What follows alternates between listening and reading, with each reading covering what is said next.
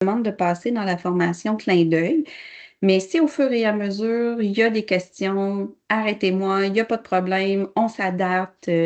J'ai fait un horaire là, pour essayer de passer le plus possible d'informations.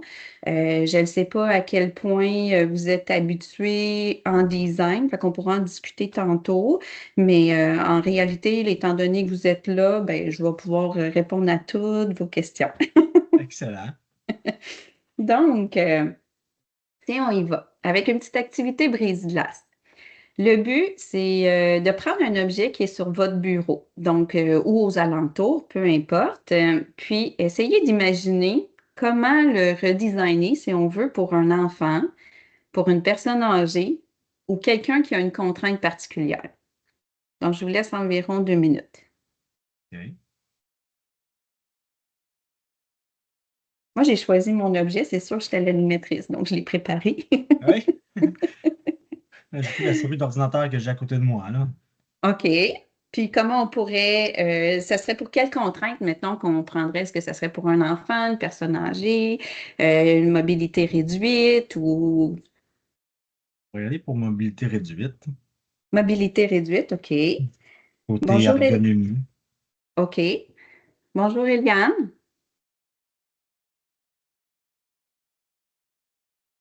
Donc, Eliane vient de se joindre à nous. Si c'est possible, Eliane, si c'est possible d'ouvrir la caméra, puis par la suite, là, quand je suis en partage d'écran malgré tout, pour montrer. Bonjour, Bonjour. ça va bien? Oui, je croyais qu'on serait beaucoup plus nombreux. Exactement, Martin a été surpris aussi ce matin et moi aussi. Mais c'est comme j'expliquais, étant donné que c'est gratuit, puis il va être disponible pendant un mois, j'ai l'impression qu'il y a des gens qui se disent, ben, on va pouvoir le regarder plus tard. Puis finalement, ben, si on est moins, ben, je peux répondre le plus possible à vos questions aussi en même temps, donc tant mieux. Des fois, quand on est beaucoup, c'est sûr que je reste un petit peu plus sur le diaporama, mais là, on va le passer, mais somme toute, c'est comme j'ai dit à Martin, vous avez des questions, j'y réponds au fur et à mesure. Sinon, vous les écrivez, puis après ça, on regarde ensemble. Mais voilà. Puis je trouve que dans les écoles, il y a encore beaucoup de projets design qui sont des défis, qui ne sont pas des cycles de conception, puis qui ne répondent pas à une contrainte. Donc, ça continue malgré tout. On est comme un peu pris dans des canevas, surtout ici au Québec. Vous êtes du Québec pour les deux? Oui, Montréal. Oui, Montréal, OK. Donc, en réalité, c'est que le fait au Québec, on a déjà notre cursus du ministère, le MEC, donc design vient s'ajouter. Puis quand on regarde le design au niveau mondial, c'est qui vient préparer pour un cours au diplôme en technologie, en informatique et tout ça, et un cours d'ingénierie. Ce qui fait que nous, c'est comme on l'ajoute à ce qu'on a déjà ici. Et là, on essaie de l'imbriquer parce qu'on ne veut pas s'ajouter trop de travail. Mais en même temps, on fait beaucoup adapter à ce qu'on fait déjà, puis on le transforme des fois un petit peu trop. Donc, en science, souvent, ils vont faire des génies inventifs, ils vont faire des choses comme ça, ou est-ce qu'on est plus dans des défis? Dans les autres matières, on peut voir des projets qui souvent ne répondent pas vraiment à une problématique. C'est plutôt l'enseignant qui a choisi une problématique. Donc, on manque d'authenticité dans les projets. Et là, ça devient difficile pour les élèves de vraiment comprendre pourquoi ils font ce projet-là. Donc, vous allez voir, je vais insister sur les contraintes, la problématique, le client, puis c'est ça, l'authenticité de la tâche. OK? Donc, voilà. Alors, Martin, on était, nous, Eliane, on choisissait de quelque chose sur notre bureau, puis là, on se disait, on va essayer d'avoir une idée. C'était un brise-glace en réalité, là, et de voir quelle innovation on pourrait lui faire pour une personne âgée, pour un enfant ou une mobilité réduite. Mais en réalité, il fallait que on se dise, OK, j'ai quelqu'un qui a une contrainte particulière, donc comment je pourrais l'adapter, cet objet-là. Donc, Martin, tu avais parlé de ta souris. Oui. Puis là, qu'est-ce qu'on pourrait faire avec? Ça serait pour une mobilité réduite. Oui. Donc, au niveau là, de peut-être là, au niveau des mains, on peut penser à de l'arthrite rhumatoïde ou dégénérative ou tout ça. Donc, difficulté avec les petites souris qu'on peut avoir normales à la maison, là. Exact. Donc, on a une contrainte et on va vouloir l'innover ou créer quelque chose de nouveau. Moi, j'avais choisi mon porte-crayon avec beaucoup de crayons dedans, mais je me disais, tu sais, peut-être que je pourrais inventer un bouton poussoir pour que, tu sais, un socle qui se tourne, puis un bouton poussoir pour que le crayon sorte, pour que la personne puisse prendre rapidement et facilement son crayon plutôt que d'essayer de trouver dedans. Donc, vous voyez que le design, le cycle de conception, on doit toujours partir d'une problématique. S'il n'y a pas de problématique, c'est très difficile de trouver qu'est-ce qu'on va faire, puis comment on va le construire, puis quelles idées on va avoir. OK? Oui. Donc, vous avez le guide matière. Au niveau du guide matière, là, les clins d'œil nous proposent, je ne sais pas à quel point vous êtes nouveau dans le programme. Martin, ça fait combien de temps que tu es au programme? Ça fait 4 ans que j'enseigne au PEI. J'ai jamais fait de design. C'est ma OK. deuxième année que je suis coordonnateur. OK. Puis c'est dans quelle matière que vous faites le design? Ça dépend. Secondaire 1, on a 25 heures en individu-société. Secondaire 2, c'est français individu-société. Secondaire 3, je ne me souviens pas là. OK. Eliane?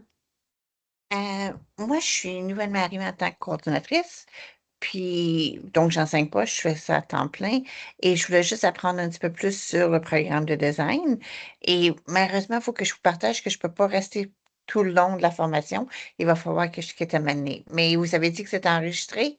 C'est enregistré, vous allez pouvoir Parfait. continuer. Puis donc, profitez-en peut-être le temps que je vais être là si vous avez des questions avant que vous quittiez, parce que parfois c'est plus facile le temps que je suis là. Enregistrement, je ne pourrai pas répondre nécessairement à vos Je questions. comprends. Peut-être que ça répondra à vos questions au fur et à mesure que je passe les diapos, mais profitez-en là, le temps que je suis là et que vous êtes là. Mon but, c'est juste d'avoir un survol, un peu un arrière-plan pour me rafraîchir les idées. Parfait, parfait. Alors, le guide matière, en réalité, c'est ce qu'on nous demande de regarder. C'est là, j'ai mis ici dans le diaporama le lien vers le guide. Mais quand on va, attendez, est-ce que je vais être capable d'y aller?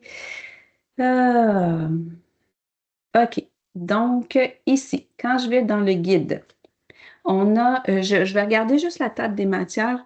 Ça me donne des indices un peu sur comment je peux vous orienter, mais je ne vais pas regarder le guide au complet avec vous. Vous avez l'occasion de le lire, vous avez l'occasion de le parcourir et tout. Donc, dans le guide, effectivement, ça vous explique pourquoi le design est là. Dans son cursus, là, il est basé pour le diplôme. C'est une matière aussi que souvent dans les écoles, vous allez le mettre avec de l'interdisciplinarité. Donc, souvent, vous allez arranger le design avec l'interdisciplinarité. Donc, ça veut dire que vous pourriez prendre design et individu et société pour faire un projet. Et là, à même que vous avez un canevas pour le design, vous avez aussi un autre canevas pour l'interdisciplinarité. Donc, ça fait beaucoup.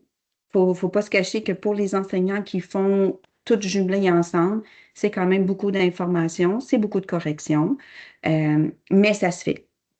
Donc, c'est une façon d'intégrer le tout. Les aspects obligatoires, on va les voir parce que je vais regarder les critères un par un. Je vais voir le A1, A2, Oui. A3, A4. Là, je vais tous les voir aujourd'hui avec vous, puis je vais vous donner des précisions. Après ça, ce que je vais faire, c'est que je vais vous montrer aussi les grilles, des grilles d'évaluation. On pourra en jaser, des exemples de plans d'unité de travail et des exemples de projets, des idées de projets. Puis à la fin, il y aura une période de questions là, qui est attitrée à ça.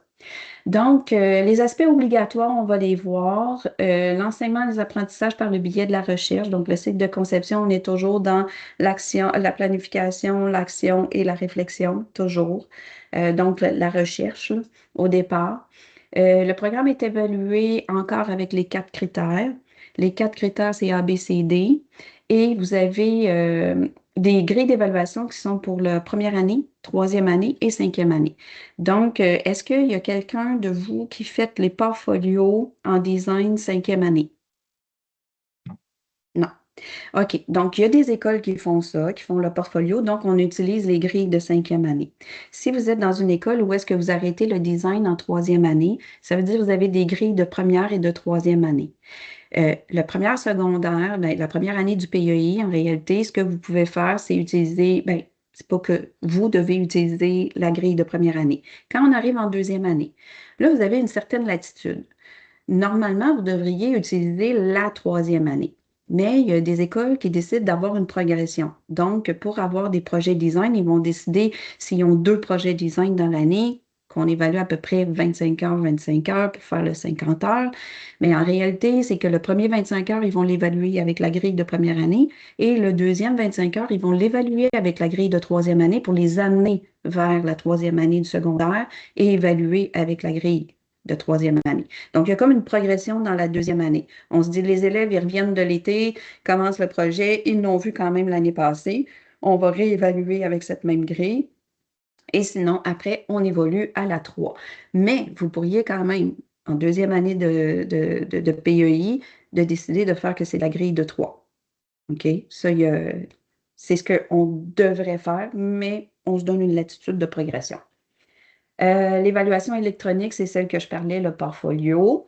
Là, dans le clin d'œil, on n'explorera pas là, les concepts connexes, les concepts clés et tout ça. Là, on n'ira pas là-dedans. Je vais aussi survoler rapidement les mots consignes, mais c'est plus dans des formations là, que vous aurez à aller et avoir en réalité les concepts. C'est si vous participez à des formations réseau euh, je m'en allais dire, de l'IB, qui est souvent en octobre et en novembre. Voilà. Alors, donc, le guide matière, c'est ce qu'on a vu. Ensuite, ce monstre, le monstre. Alors, le monstre, il est sur le Moodle. Donc là, j'ai pas passé trop comment aller sur mon eBay, chercher le guide design. Ça, je pense que vous êtes correct parce que vous êtes coordonnateur. Donc, bon, j'ai passé par-dessus cette partie-là. Le monstre qui est dans le Moodle de la CEBIC, qui existe. Il faut savoir que le design, pour l'instant, le matériel est très vieux. On parle de 2015-2014. Donc, effectivement, la refonte va se faire bientôt, là, comme en 2027, là, en même temps que tout le reste, améliorer le PEI. Donc, voilà, tu sais, ça va se faire là, au fur et à mesure. Pour le moment, on est encore avec le vieux guide, on est encore avec les vieilles grilles. On est comme ça. Alors, dompter les monstres du PEI. Avec le monstre, vous avez effectivement les comparaisons entre les objectifs spécifiques du design et des projets. Donc, on parle plus des projets là, de PEI comme des projets personnels, admettons, qu'on aurait recherche, planification, action, réflexion. Mais là, on parle en design de recherche et analyse, de développement des idées, de création de solutions et d'évaluation. Donc, vous avez toujours le cycle de conception du PEI et ça, il faut savoir que ce n'est pas linéaire. Il y a beaucoup d'écoles qui vont dire, ben, faites la recherche là, et analyse, puis après ça, je vais vous évaluer. Après ça, je vais donner le critère B, puis après ça, je vous évalue parce qu'ils veulent diviser la correction. Bon, il ne faut pas que ça soit sommatif. Si les écoles, si vous décidez de le faire, ben, c'est pour donner une rétroaction formative à l'élève. Parce que l'élève a toujours l'occasion de revenir dans sa recherche et analyse une fois qu'il commence à faire un développement d'idées. Donc, on se promène toujours dans le cycle. Donc, ce n'est pas figé critère par critère. OK? Fait que ça, c'est important. Donc, les enseignants, ils peuvent donner une rétroaction formative. Si l'élève, il décide de revenir et de dire, ah, il me manquait ça, il faut que je revienne. Bien, effectivement, il a jasé avec son client, puis il s'aperçoit que, bon, il doit faire un ajustement, mais il n'y a pas l'information. Il va retourner dans sa recherche. Il va retourner faire, oh, là, la contrainte, je dois l'ajouter, c'est hyper important. Donc, il va bouger là-dedans. Et par la suite, l'enseignant pourra donner son bilan, son sommatif à la fin. Est-ce que c'est bon pour ça? Oui. OK.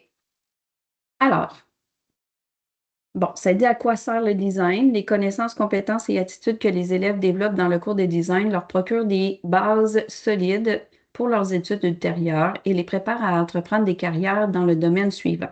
Conception, graphique, industrielle, pédagogique, multimédia, architecture, éducation, ingénierie, gestion de projet. On va au-delà de ça. Dans la vie personnelle, vous êtes à la maison, vous avez besoin vous avez des problématiques dans votre maison, dans votre appartement. Les jeunes qui arrivent en appart, ils ont des problématiques. Ils vont réfléchir, ils vont développer la séquence. Est-ce qu'ils vont mettre tout par papier? Non. Mais quand on fait le cycle de conception, on les prépare à cette analyse-là, cette logique-là, et éventuellement, ben, ils vont prendre des décisions, puis ils vont améliorer leur environnement ou l'environnement de quelqu'un d'autre. Donc, ça sert à ça. Les objectifs sont nommés dedans. Après ça, ça dit les aspects prescriptifs du design. On va les revoir dans des diapositives, mais le travail autonome fait par l'élève à la maison n'est pas inclus dans le 50 heures d'enseignement. Ça veut dire que vous devez faire 50 heures d'enseignement du design. Faites attention, il y a des écoles qui donnent des projets en se disant ça va prendre 25 heures, ça va prendre 25 heures. Et il n'y a pas vraiment d'enseignement qui se fait. Il faut faire de l'enseignement. Et quand on fait de l'enseignement, ça compte dans les heures. Maintenant, si vous faites des projets, vous faites l'enseignement avec les projets, puis là, après ça, le projet, il prend, vous faites, je sais pas moi, un 50 heures d'enseignement, puis vous avez des projets qui finalement vont demander encore beaucoup plus à la maison, bien là, faites attention, c'est là que la charge de travail devient importante pour l'élève. OK? C'est pas 50 heures de travail en tant que tel, de production d'un produit, qui soit numérique ou qui soit physique. C'est pas ça. Donc, il faut faire attention dans ce qu'on demande aux élèves et comment on l'organise. L'enseignement, c'est pas obligé. Quand vous avez des écoles qui disent, ben, le design, il est en sciences, puis le design est en individu et société. Ben, le design, il est partout.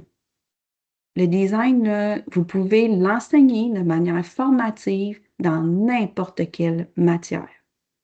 Donc, français, langue et littérature pourrait prendre un travail qu'il est en train de faire pour faire quelque chose dans son cours et l'adapter pour que ça corresponde à une partie de la grille d'évaluation des designs. Et ça vient soutenir l'enseignement au projet design. Donc ça, quand on fait la formation en novembre, on exploite un peu la planification de ce qu'on peut faire comme, euh, comme planification formative, comment les matières peuvent venir aider les autres. Une belle planification là, horizontale, verticale, pour qu'on vienne soutenir l'enseignement du design. Parce que c'est pas vrai que ça appartient juste à deux matières. Ça appartient à tout le niveau. OK? Donc, il est possible de donner un cahier différent pour chacun des critères, mais l'élève doit avoir la possibilité de revenir en arrière. Ça, je vous l'ai expliqué tout à l'heure. Le cours design requiert des établissements qui allouent un nombre de 50 heures pour répondre aux exigences de PEI. Je vous en ai parlé. Les concepts clés, aujourd'hui, on n'en parlera pas. Après ça, vous avez les concepts connexes, les contextes mondiaux, l'énoncé de recherche, les questions de recherche. Donc ça vient soutenir et les approches de l'apprentissage. Tout ça va venir soutenir, dans le fond, votre plan d'unité de travail quand vous allez le travailler. Donc, il y a des indications dans le monstre, mais il y en a dans le guide aussi. Donc, voilà. Puis après ça, les critères, mais comme je vous ai dit, on va les regarder une par une. Donc, ça, c'était le monstre. Alors, si on va à l'évaluation des objectifs, là, fiez-vous pas à l'heure, parce qu'étant donné que vous êtes juste deux, je parle beaucoup plus rapidement, puis je ne suis pas arrêtée par les questions. Ben, On tu va sais, les passer plus rapidement, il n'y a pas de OK. problème. Martin? Ben, tant qu'à, j'en ai une. Tu parlais de 50 heures d'enseignement. Fait que là, la première question qui me vient, c'est ben là, on l'enseigne quand et où sans enlever les heures de matière. Là, je comprends qu'on l'enseigne, exemple, en individu société, mais ça leur enlève des heures.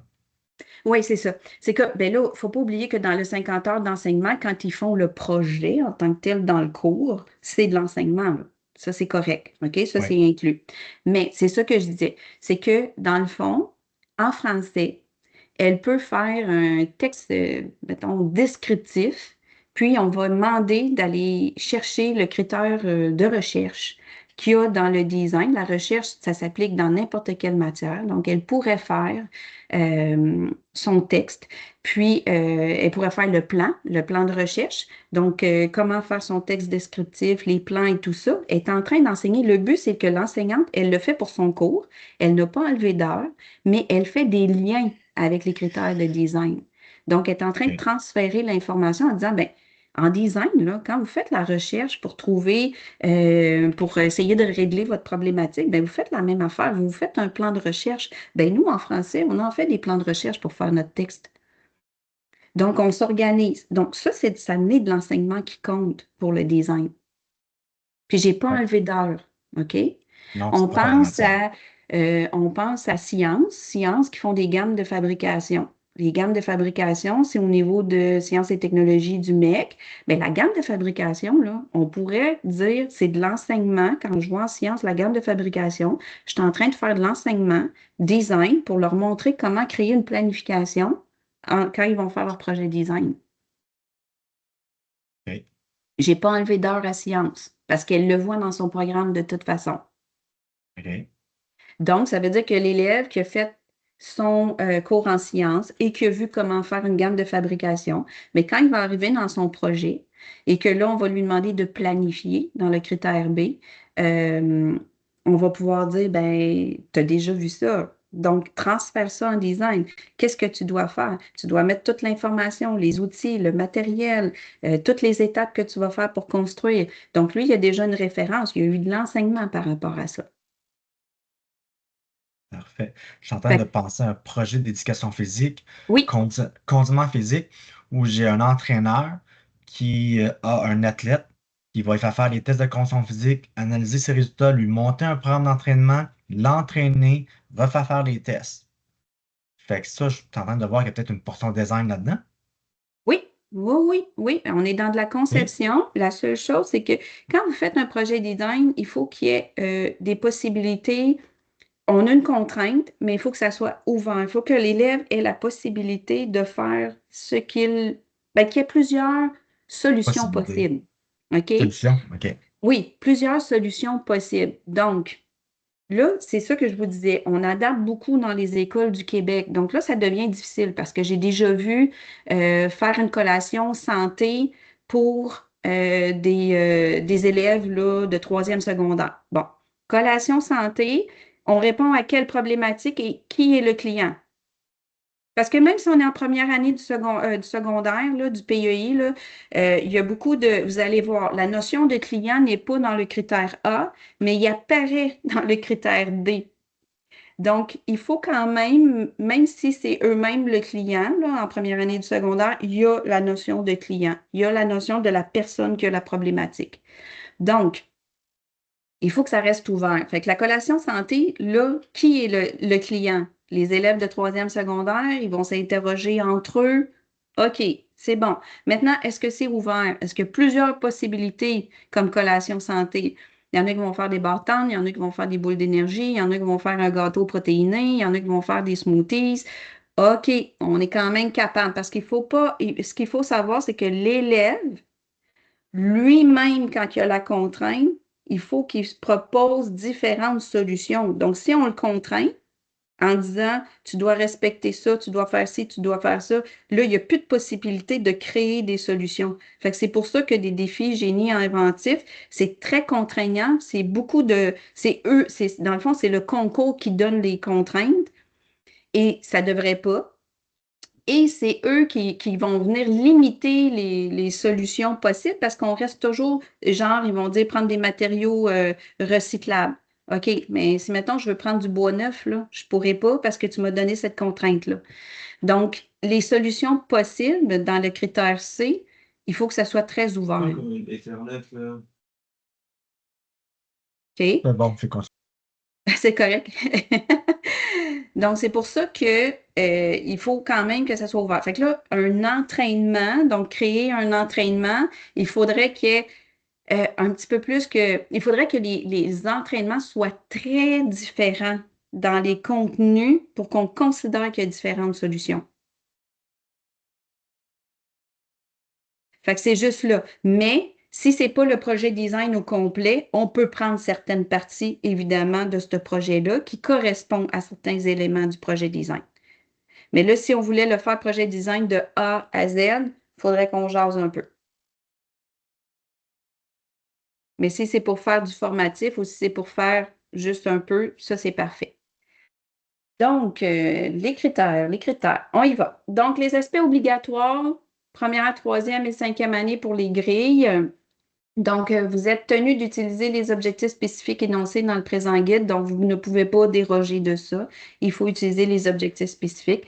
Dans le cadre des groupes matières, tous les aspects de chacun des critères d'évaluation doivent impérativement être évalués au moins 2 fois chaque année du PEI. Donc, le ABCD, vous le mettez au moins une fois ensemble dans l'année.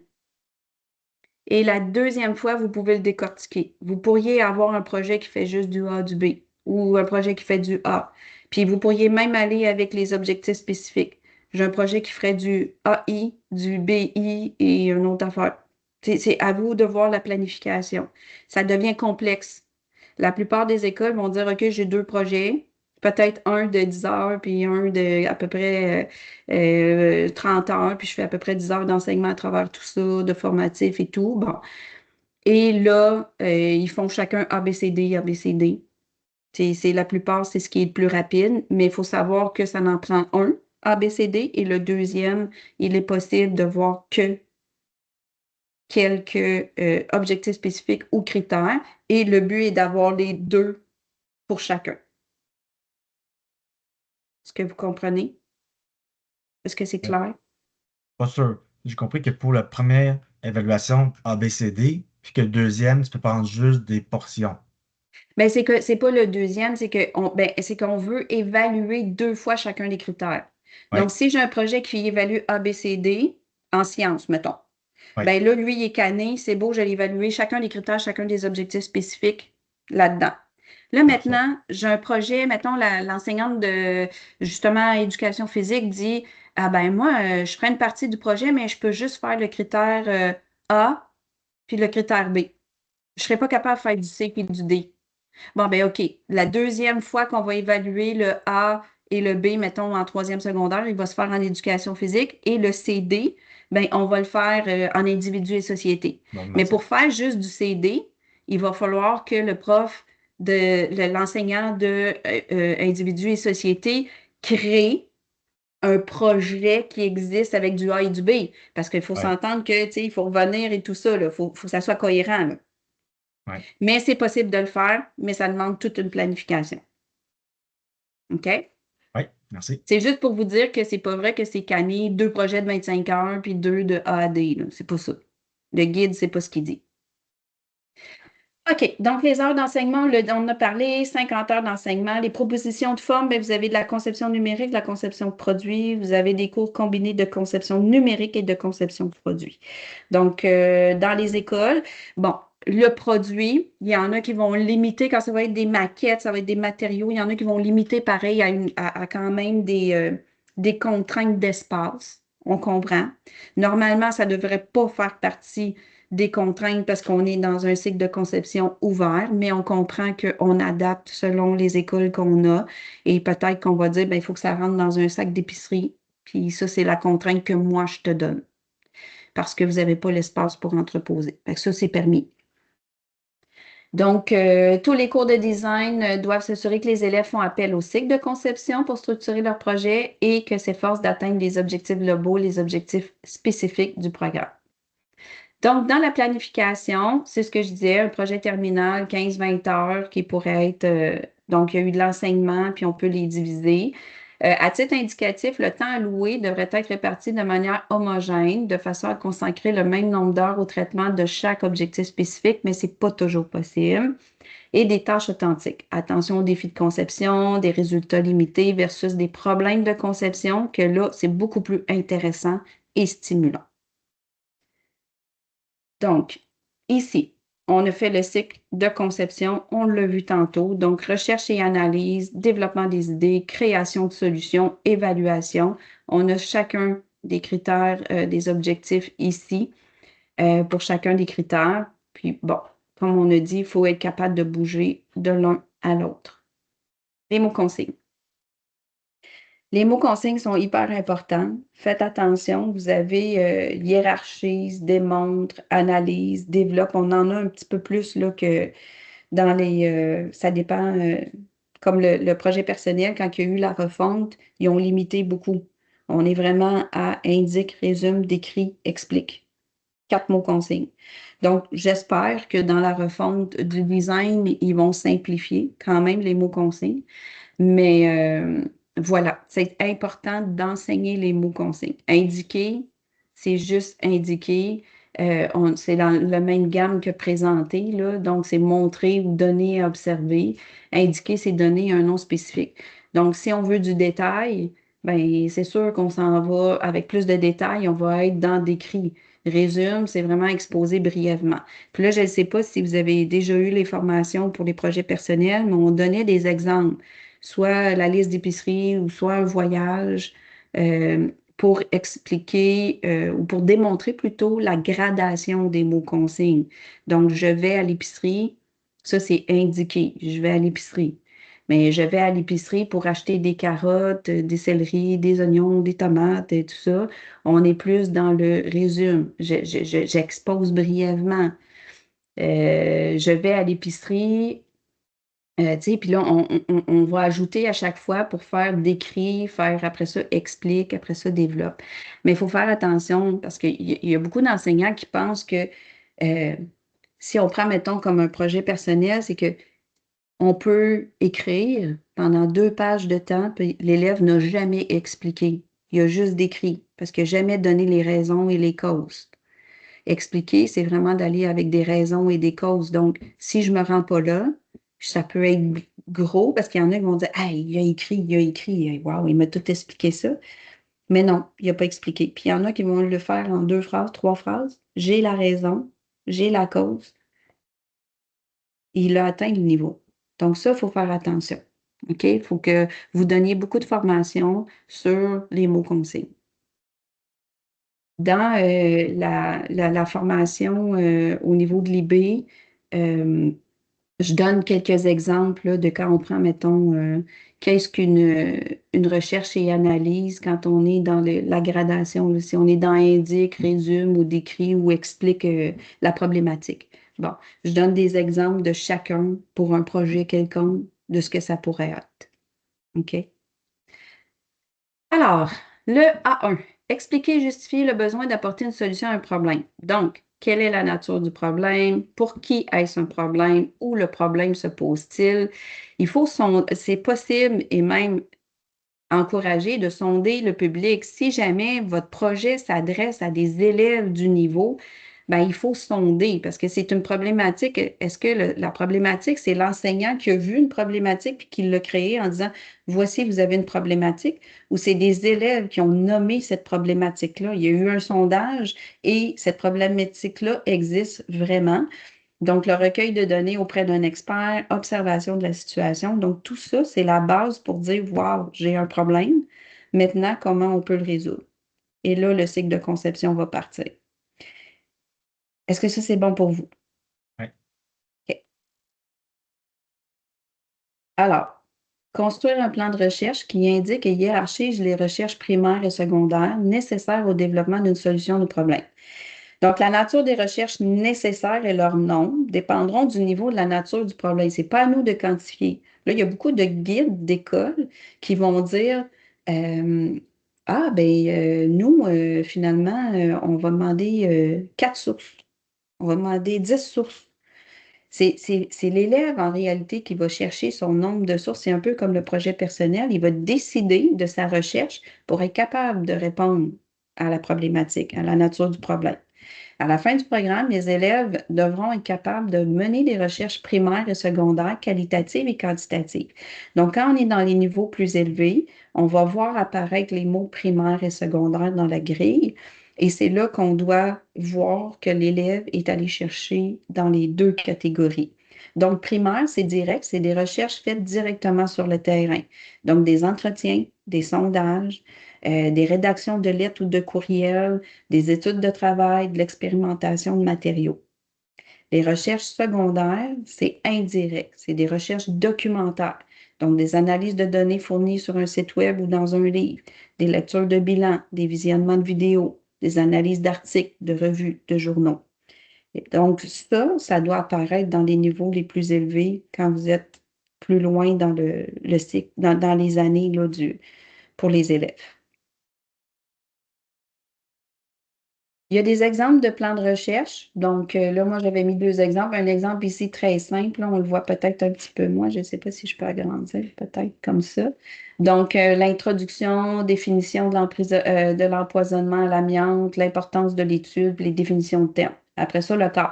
Donc, Martin, un plan Oui. comme ça, là, je suis capable de faire ça en français, je suis capable de faire ça en individu et société, je suis capable de faire ça en sciences, je suis capable de le faire n'importe où. OK. Donc, cet enseignement-là compte quand je veux expliquer à l'élève comment faire sa recherche, comment le bâtir en design pour l'aider. OK? Après ça, on dit un autre plan de recherche. Il y avait sur quoi je vais faire des recherches. Donc, comment vais-je recueillir des informations pour mes sources primaires? Comment vais-je recueillir mes informations pour des sources secondaires? Pourquoi vais-je étudier ces informations? Puis que vais-je faire? Quand vais-je le faire?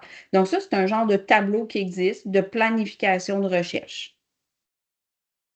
Donc, quand on dit dans la grille que l'élève a mené, dans le fond, des recherches, je peux revenir ici, je vais revenir, construire un plan de recherche qui indique et hiérarchise les recherches, bien, on voit que c'est des exemples. On voit que hiérarchiser, ça peut être en ordre de priorité. Ça peut être que j'ai mis les sources primaires, les sources secondaires, je dis qu'est-ce que je veux faire avec et tout ça. Donc, il y a une orientation, il y a une organisation, je hiérarchise. OK? Les exemples de plans de recherche avec priorité. Donc, dans ce cas-là, c'est un domaine de recherche qui était la fonction. Puis là, on disait priorité, données et justification. Bien là, il disait c'est la plus élevée parce que lors de mes recherches, je déterminerai si certains éléments doivent être inclus dans la vidéo. Il peut s'agir de commentaires de spectateurs exprimant une exigence spécifique comme une explication sur l'un des mouvements de la main ou du gobelet. Donc, lui, il avait décidé, cet élève-là, que la source qui avait chercher dans les fonctions était une des plus importantes. Donc là, on voit qu'il y a une hiérarchisation. Il y a des canevas qui existent de design dans les écoles. Là, les enseignants, là, ce que vous faites dans les écoles, c'est qu'ils vont créer des canevas pour diriger les élèves dans la rédaction. Donc, il existe des canevas de première année, deuxième année, troisième année. Faire attention, la troisième année, pour vous, vous pouvez utiliser le Canva, mais ça devient pour vous dans les écoles, si vous ne faites pas les portfolios, si vous ne continuez pas en 4 et 5, ça devient comme le terminal. Donc, il faut qu'ils soient un petit peu plus autonomes parce qu'ils en ont déjà vu 6, si on veut, si vous les avez séparés en 2. Sinon, ils en ont peut-être vu plus. Donc, ça veut dire qu'ils sont quand même rendus un petit peu plus habitués. Donc, le Canva de troisième année, déjà, si vous n'en faites pas en 5 et 6, il pourrait avoir un petit peu moins de direction dedans. Donc, les premières années, ils ont de la misère à comprendre c'est quoi un cycle de conception. Là. Donc, on va vraiment organiser un cahier d'élèves avec chacune des sections pour les aider. Donc, il y a pourquoi je disais ça, c'est qu'il y a des parties pour lesquelles les enseignants, ils vont dire, ben, maintenant que tu as fait ta recherche, classe en ordre de priorité, puis nomme laquelle est la plus importante. Donc, c'est une manière d'aller chercher de la hiérarchisation. OK? Donc, c'est les enseignants qui orientent un petit peu plus les élèves. Le A3. Donc, quand je dis A3, là, c'est A-I-I-I. I-I. 3I.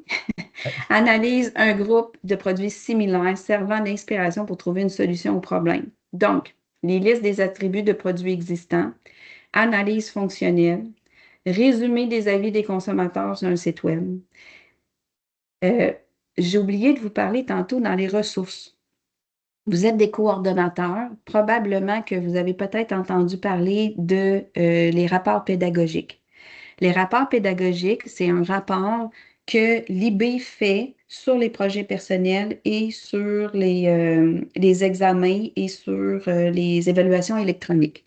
Donc, le rapport pédagogique dit, l'IB, elle a reçu des projets de partout dans le monde. Et au final, une fois qu'ils ont regardé tout ça, puis qu'il y a eu de la révision, ils ont dit, ben, il y a beaucoup d'élèves qui font des erreurs là-dessus, puis il y a beaucoup d'élèves qui ont bien réussi sur un aspect. Donc, ils nous donnent un rapport pédagogique de l'année. Ça existe en design. Et quand vous allez voir ce rapport pédagogique-là, ça vous donne beaucoup d'indices sur qu'est-ce qui est, dans le fond, on doit améliorer dans nos écoles, parce que c'est des commentaires qu'ils ont fait. Ça veut dire que les élèves sont rendus en portfolio en 5e année, ils ont fait leur projet design et on remarque que dans beaucoup de cas, il y a des élèves qui ont fait, quand ils ont fait l'analyse d'un groupe de produits similaires, ils n'ont pas utilisé nécessairement des bonnes méthodes. Donc, ils nous proposent des méthodes. Ils disent des fois, ben, ceux qui ont réussi le mieux, c'est ceux qui ont fait l'analyse CAFEC. Ceux qui réussissent le mieux, c'est ceux qui ont fait Access FM.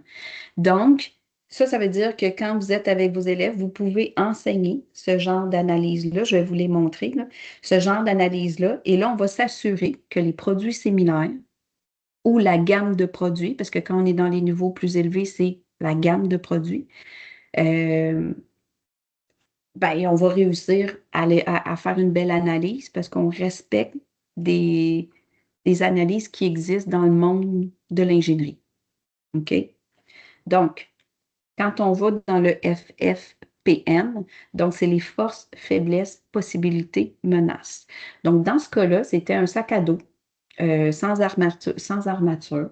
Puis c'était quoi les forces? Ben, conception simple, un grand compartiment de rangement, plusieurs tailles et coloris. Bon, les faiblesses, manque de poche à l'intérieur et à l'extérieur, durabilité, les coutures semblent sur le point de craquer lors du transport de quelques affaires lourdes. Possibilité, ajouter des bandes réfléchissantes pour une meilleure visibilité la nuit. Menace, la sécurité, le cordon constitue un danger potentiel. Donc, ça veut dire que si on prend des produits similaires et on fait, mettons, et ça, il n'y a pas de quantité. Il n'y a pas de, tu sais, quand on dit un groupe ou une gamme, c'est pas de dire, ben, vous devez m'analyser 3 produits similaires. Si vous le faites, c'est une contrainte école. C'est pas une contrainte de l'IB. C'est juste ça que vous devez savoir. Il y a des canevas pour lesquels les enseignants ont créé, puis ils disent, ben, analyse-moi 2 autres produits similaires. Ben, le 2, c'est pas l'IB qui le demande. Le libellé, ça dit un groupe ou une gamme. Le groupe, c'est que on va être dans différentes possibilités. Donc, je ne sais pas, mettons que je prends les montres. Je pourrais avoir la montre analogique, je pourrais avoir la montre numérique, je pourrais avoir probablement, là, il faudrait que je fasse des recherches, mais je pourrais essayer de voir les différentes montres qui existent. Ça, c'est un groupe similaire. Quand je veux une gamme, là, je vais aller dans une compagnie en particulier, je pourrais prendre Swatch et dire c'est quoi la gamme qu'il y a de produits, de produits similaires là-dedans. Donc, c'est toutes des montres mais qu'on voit qu'il y a une évolution. Il y en a qui sont faites pour les sports, il y en a qui sont faites pour les randonnées, tu sais, plus GPS. Donc, on a une gamme qui est différente. OK? Fait que ça, il y a une différence dans ce mot-là de vocabulaire dans la grille. Mais quand on est dans des niveaux, première année, deuxième année, ça ne se pose pas, c'est des produits similaires. Donc, la quantité, comme je vous disais, ce n'est pas une demande de l'IB. Maintenant, le Access FM, donc là, ça, c'est anglophone. Donc, on y va avec l'esthétisme, le coût, le client, l'environnement, la grosseur, la sécurité, la fonction, le matériel. Donc, ça veut dire qu'encore une fois, je vais prendre plusieurs produits, puis je vais toujours faire la même analyse. L'analyse est la même pour chacun des produits. Et ça va orienter ma conception à moi. Et si on regarde l'exemple d'analyse CAFEC, ben celui-là, il est en français. Donc, c'est le coût, c'est l'esthétisme, la fonction, l'ergonomie, la qualité, l'utilité, l'environnement. Donc, se baser sur des analyses comme ça, produit existant 1, produit existant 2, il peut y avoir 3, 4, c'est l'élève qui va décider où vous allez l'orienter davantage. Est-ce que ça va pour le A3?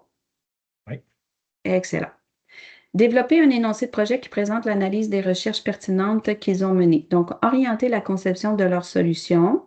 Et l'énoncé ne doit pas encore résoudre le problème. Donc, là, c'est la partie qui est la plus manquée dans le monde francophone quand on fait les portfolios en 5e année du secondaire.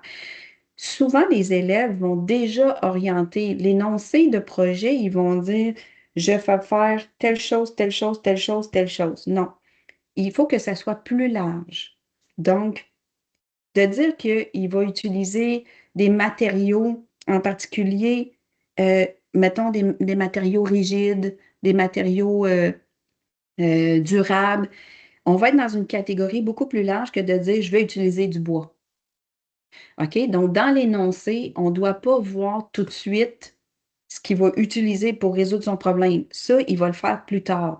Donc, c'est vraiment, l'énoncé ne doit pas encore résoudre le problème, mais résumer ce que l'élève a l'intention de concevoir pour résoudre le problème. C'est juste une intention. On n'est pas encore dans ces voici ma solution. OK? Donc, les élèves doivent présenter des informations de façon concise, mais ils ne doivent pas rédiger un texte sous forme de longs paragraphes. Ils doivent expliquer en quoi et pour quelles raisons les informations sont pertinentes pour résoudre le problème. Donc, tu sais, si je dis je vais choisir des matériaux durables, ben, ou des matériaux, bon, mettons, oui, solides, ben, je suis en train de dire, je vais te dire les raisons parce que j'ai besoin que ça supporte un certain poids ou tout ça, mais je n'ai pas dit nécessairement, comme j'ai dit, de façon très, très, très précise, et inclure des éléments sans lien avec la résolution de problème. Ça n'a pas rapport non plus. OK? Évaluer la validité des données. Donc, avancer des éléments sans preuve, telle l'opinion d'un expert ou des données. Voilà, il faut plus évaluer la validité des données. Présenter les recherches en annexe. Donc, c'est vraiment celles pour lesquelles il va regarder en gros l'intention de concevoir et non pas inclure toutes les recherches dans le cadre de l'énoncé. Parce que souvent, ce qu'on voit, c'est que les gens, ils font un plan de recherche. Les jeunes, ils font ça.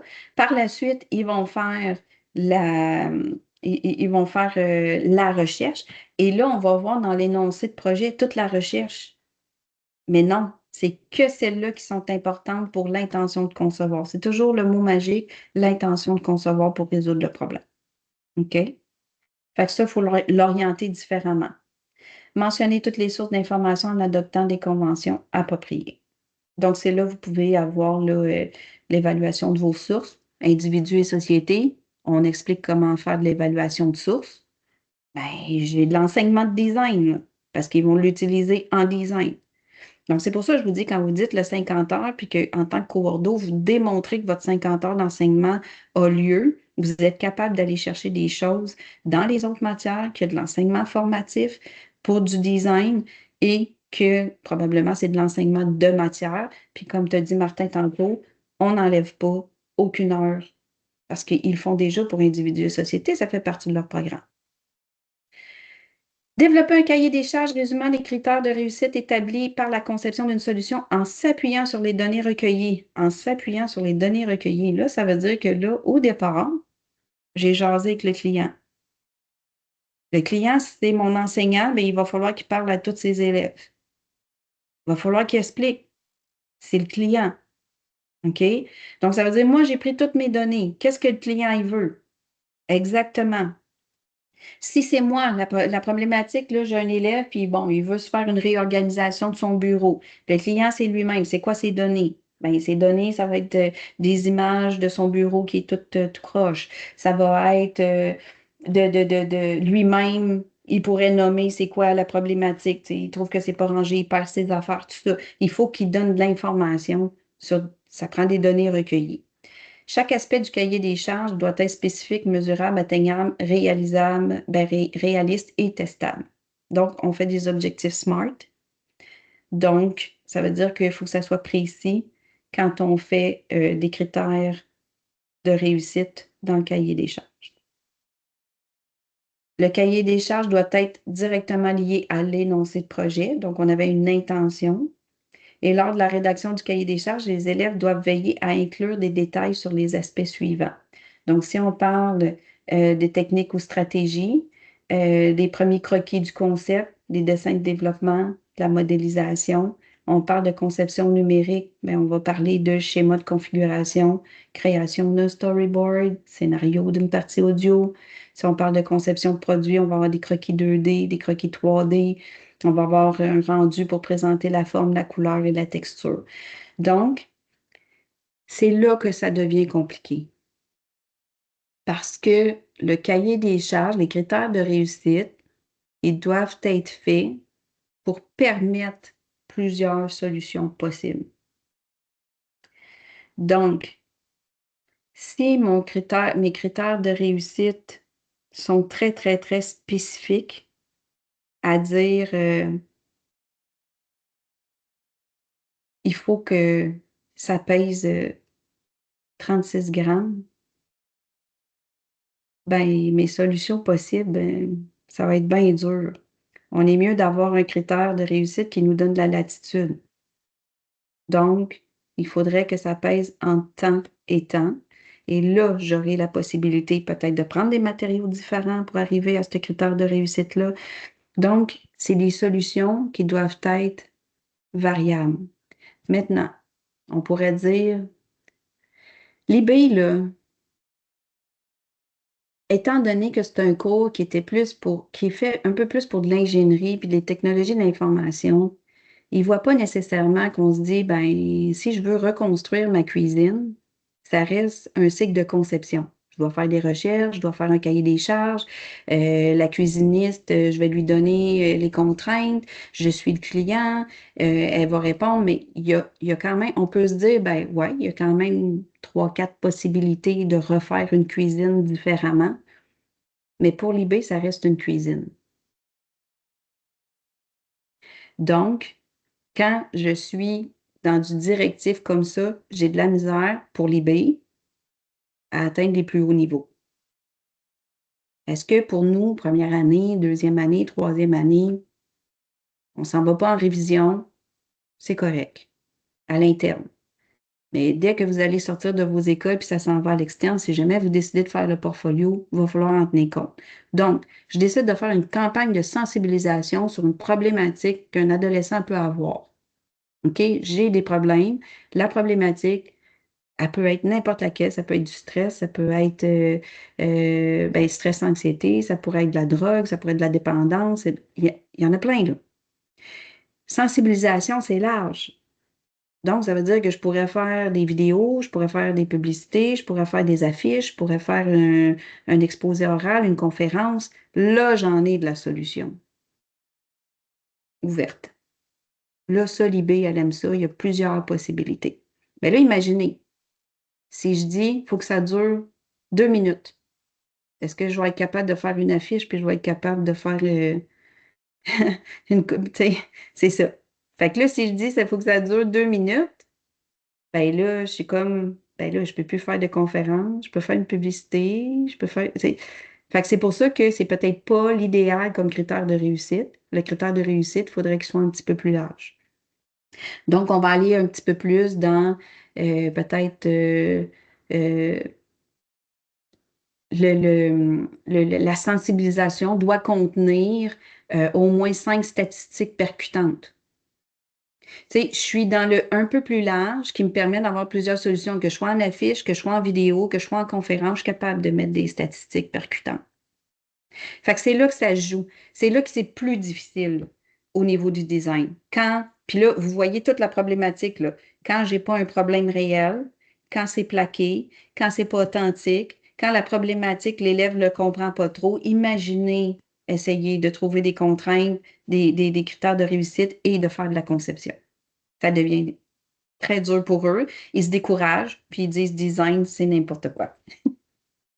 Hein? Fait que c'est pour ça qu'il faut comme le réorienter un tout petit peu. Donc, bonne et mauvaise formulation. Donc, mon système de rangement doit être joli ou bien l'interface doit être attrayante. Mais il faut nommer quand même, tu sais, l'interface attrayante. L'interface doit plaire à mon public cible dont les couleurs préférées sont le rose vif et le violet foncé. C'est qu'il est allé confirmer avec le client c'était quoi ses couleurs préférées. Donc, l'interface doit être attrayante. Lui, il sait parce que le client lui a dit, mais c'est quoi attrayant? C'est attrayant, c'est du rose vif et du violet foncé pour le client. C'est pas lui qui décide. Il est allé chercher de l'information.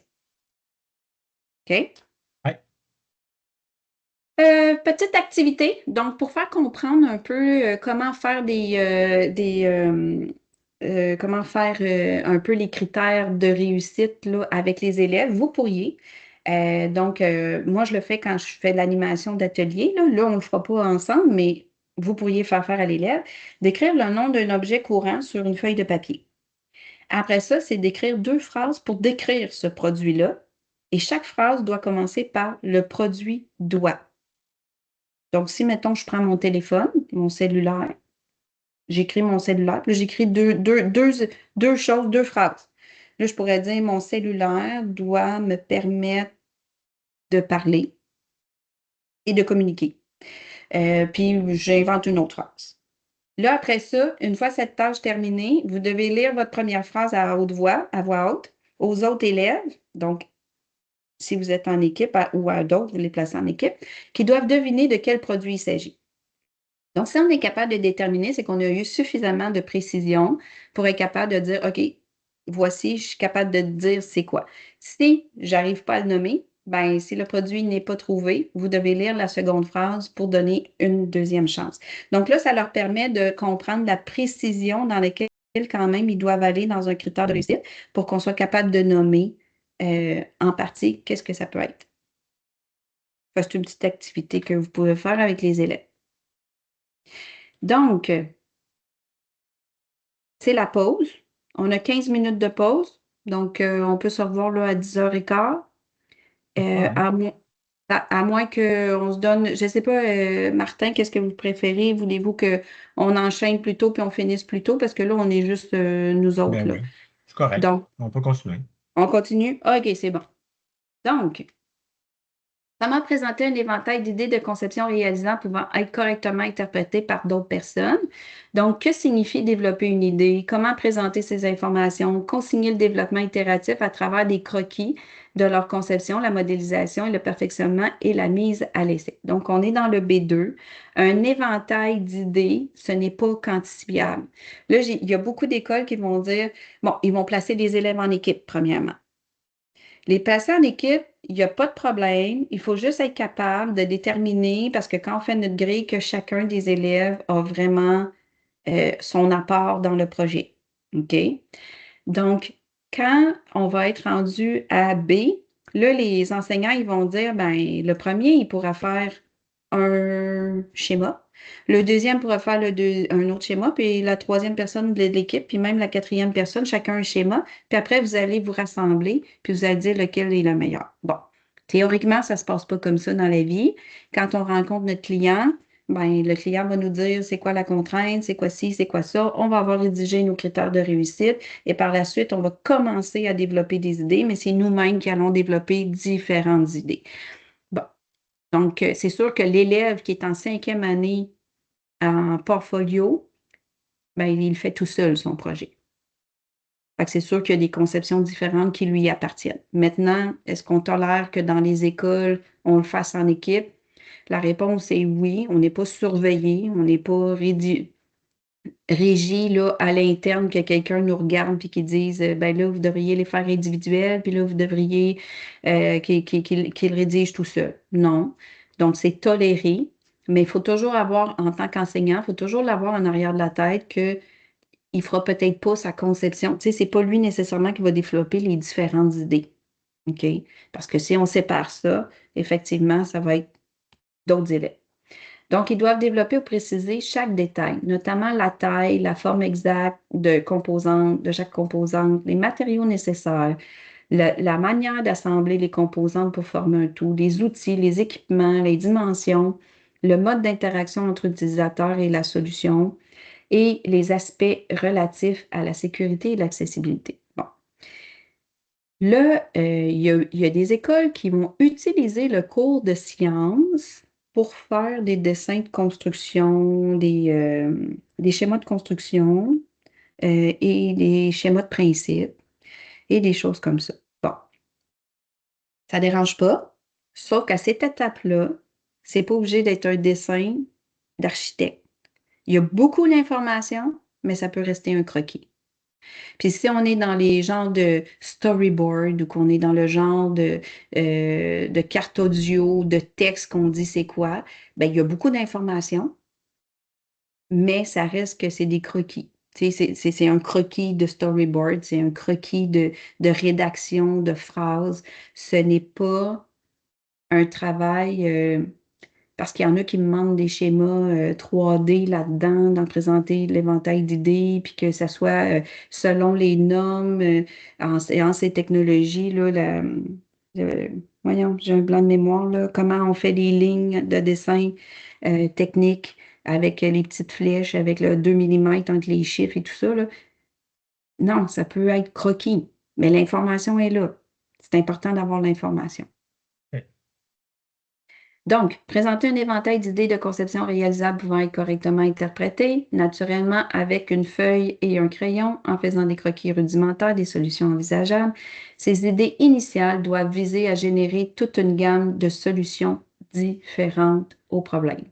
Donc, voilà, on revient au tableau où est-ce que dans une conception numérique, je pourrais avoir un schéma de configuration, une création de storyboard, un scénario pour la partie audio. Donc, c'est de voir comment on peut être différent dans nos solutions. Puis là, faites attention parce que si je fais un storyboard, puis je fais juste changer le sujet de la troisième diapo, on est pas mal dans la même solution. OK? Fait que c'est ça. C'est si les élèves, parce que là, ils partent de chacun de leur banc, puis finalement, ça s'est orienté en disant, bon, ben, avec les critères de réussite, là, ils n'ont pas eu le choix. Ils se sont orientés pareil vers une vidéo. Ça a été leur choix, là. Ils s'orientent vers ça. Ils ont déterminé des affaires très précises. Ben là, comment ça va être l'éventail d'idées réalisables? Il faut vraiment que ça soit différent d'une chose à l'autre. Tu sais, dans le numérique, on pourrait faire la vidéo, puis on pourrait faire un site web. Ça serait possible, là. On reste dans le numérique, on reste avec des contraintes qui pourraient être communes, puis on a une latitude, puis le véhicule est quand même différent. Puis on peut le construire vraiment différemment. Donc, présenter la conception retenue et de résumer les raisons de leur choix. Donc, une image claire qui montre précisément ces détails. Donc, là, il y a un exemple ici. Ça reste des croquis, mais on a donné quand même des lignes avec des distances, des grandeurs, là. On a quand même montré un peu que ça s'emboîtait l'un dans l'autre. On met de l'information, du texte pour donner de la précision. Donc, au niveau des produits, la couleur, la forme, la texture, les proportions, le mode de fonctionnement de la solution et l'ensemble de ses caractéristiques. Le numérique, on est dans la couleur, la forme, la police, la disposition. Bon, donc présenter la solution au client et prendre en note les commentaires. Normalement, j'ai fait un éventail d'idées. Je présente la solution qui est retenue par l'équipe de concepteurs ou le concepteur. Et normalement, il devrait retourner voir le client parce que c'est toujours dynamique avec le client et dire, oh, est-ce que ça répond au cahier des charges? Est-ce qu'on est là? Est-ce que c'est correct? Qu'est-ce que tu en penses? Et s'il y a des commentaires, il y a des choses qu'il doit ajuster, mais il revient. Il revient. Mais ça, cette partie-là, là, présenter la solution au client, prendre en note les commentaires, c'est jamais ou presque fait dans les écoles. Parce que le client est toujours, encore aujourd'hui, un défi à trouver. Quand vous avez un vrai client, ça va super bien.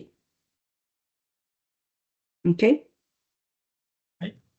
Développer des dessins ou des schémas de planification précis et de résumer les modalités requises. Donc, les schémas et les dessins de planification sont des outils de communication essentiels à une bonne conception. Donc, là, c'est les matériaux nécessaires, les outils, les processus à utiliser, la taille, les écarts tolérés, la position, l'assemblage, l'apparence visuelle. Là, on est dans le dessin technique, plus dans le schéma, pas de construction là, du mec, là, mais des schémas d'assemblage et tout ça là, qu'on voit en ingénierie. Donc, les éléments clairement définis à travers des dessins, ça égale compris d'une personne extérieure au projet. Je regarde ce dessin-là, cette planification-là, puis je suis capable de le faire.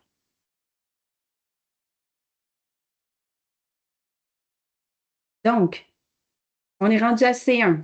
C1, construire un plan logique résumant une utilisation efficace du temps. Tantôt, je parlais de la gamme de fabrication qui pourrait être utilisée. Il existe, si on n'est pas dans un produit maquette, puis on est plus dans une vidéo, tout ça, ça peut être un storyboard, mais avec des dates et tout ça de planification, en disant là, je vais planifier telle séquence avec telle couleur, telle chose.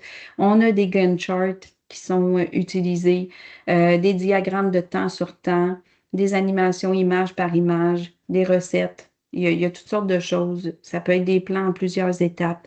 Donc ça, c'est si vous donnez un canevas à l'élève, ben vous donnez un canevas en disant ben c'est un tableau avec la ressource, le temps puis les étapes, là, comme beaucoup d'écoles font.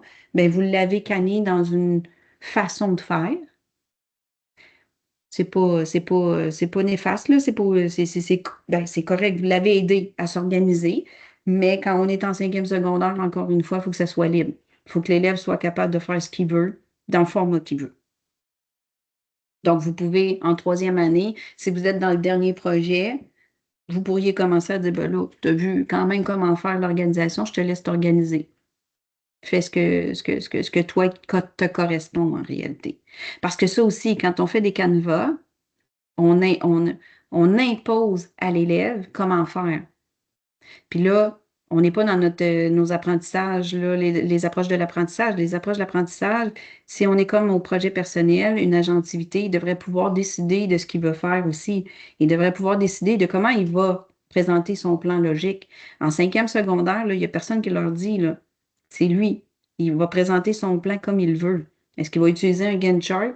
Ben, il va falloir que la personne qui lise, il faut qu'elle soit capable de lire un plan comme ça. C'est pas tout le temps juste des étapes, des ressources et voilà. Les questions qui suivent peuvent aider les élèves à réfléchir à leur planification. Donc, votre plan présente-t-il une suite d'étapes logiques? L'utilisation des ressources est-elle clairement expliquée? Avez-vous vérifié que vous disposez du temps nécessaire pour terminer votre produit? Avez-vous prévu du temps supplémentaire pour faire face à tout dysfonctionnement? Avez-vous prévu des mises à l'essai au moment opportun lors du processus de fabrication? N'oubliez pas qu'en design, la planification doit être faite avant même qu'ils commencent à utiliser les matériaux, les outils, tout ça. Donc, c'est je planifie faire ça, je vais exécuter, et là, je me rends compte que, oh, il y a des choses que je n'avais pas pensées, je vais venir ajuster et dire les modifications que j'ai faites dans mon plan. Mais au départ, ce plan-là, il faut qu'il soit fait à l'avance. Il y a des écoles qui leur laissent un petit peu de latitude et les élèves vont commencer à construire puis ils vont écrire leurs étapes au fur et à mesure ou après.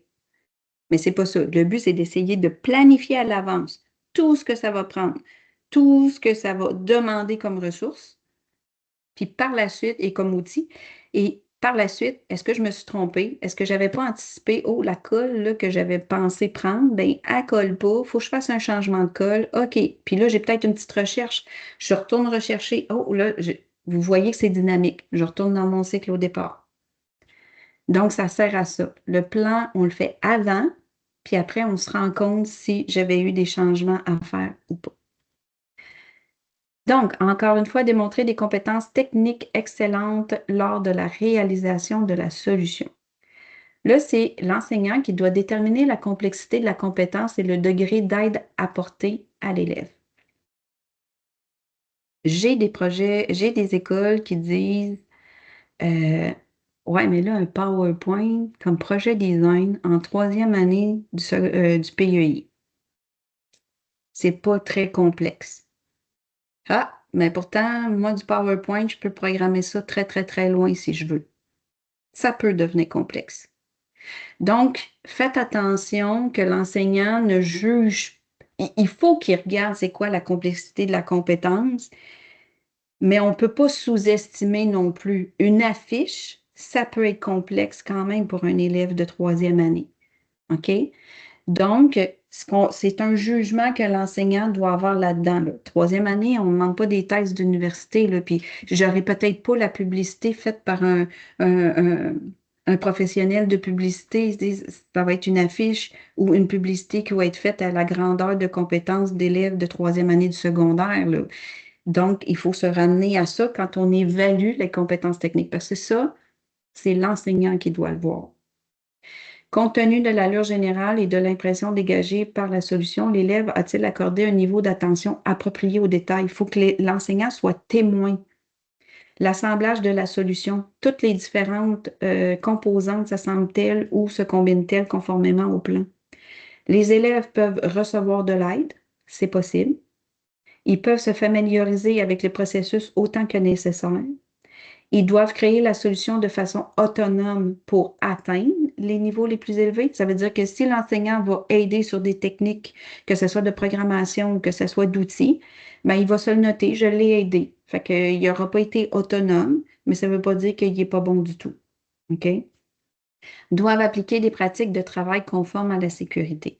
Donc, quand j'ai déjà été réviseur de projet design, quand on recevait les portfolios, ben c'est sûr que c'est pas moi qui ai été témoin.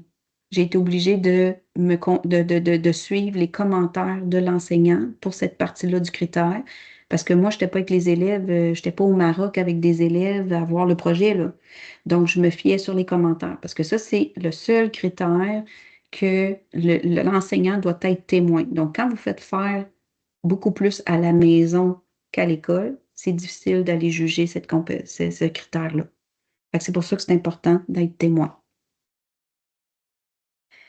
Suivre le plan afin de créer la solution qui fonctionne comme prévu. Donc, si les dessins ou les schémas et le plan correspondent à la réalisation alors que les élèves ont suivi le plan. Expliquer les changements apportés à la conception. Donc, si les élèves n'apportent aucun changement, ni à leur produit, ni à leur plan, aucune preuve n'est à fournir pour cet aspect. Dès qu'un changement est apporté, en revanche, les élèves doivent fournir ces preuves. Donc, texte, photo, dessin, changement apporté sous forme de texte.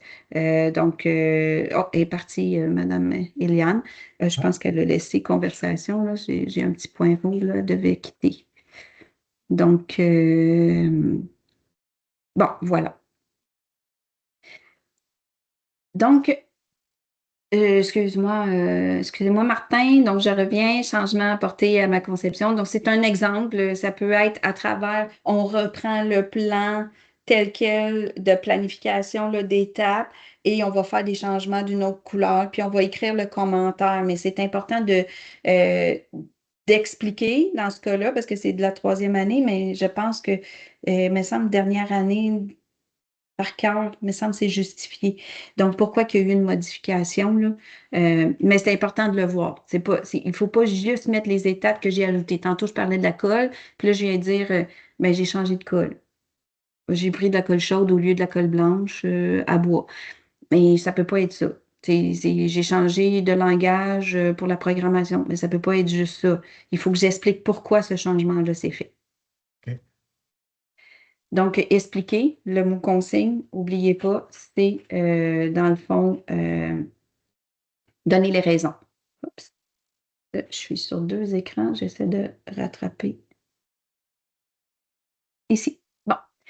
D1. Décrire des méthodes d'essai détaillées et pertinentes qui génèrent des données précises afin de mesurer l'efficacité de la solution. Donc, ça, là, c'est nos critères de réussite. Là, quand on les a créés, on a fait des objectifs SMART. Là, on avait dedans, est-ce que c'est mesurable?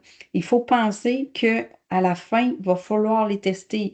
Donc, dès le départ, on demande aux élèves de réfléchir à comment ils vont l'évaluer. Parce que dans le D1, il faut qu'ils évaluent chacun des critères. Donc, des méthodes possibles, ça peut être des évaluations par des experts, ça peut être des essais sur le terrain, ça peut être des tests de performance, ça peut être de l'observation des utilisateurs, des essais auprès d'utilisateurs, comparaison avec des produits existants, recueil de données, questionnaire, sondage, jury, entretien avec un expert. Il y a beaucoup de possibilités, mais il faut que ça s'évalue.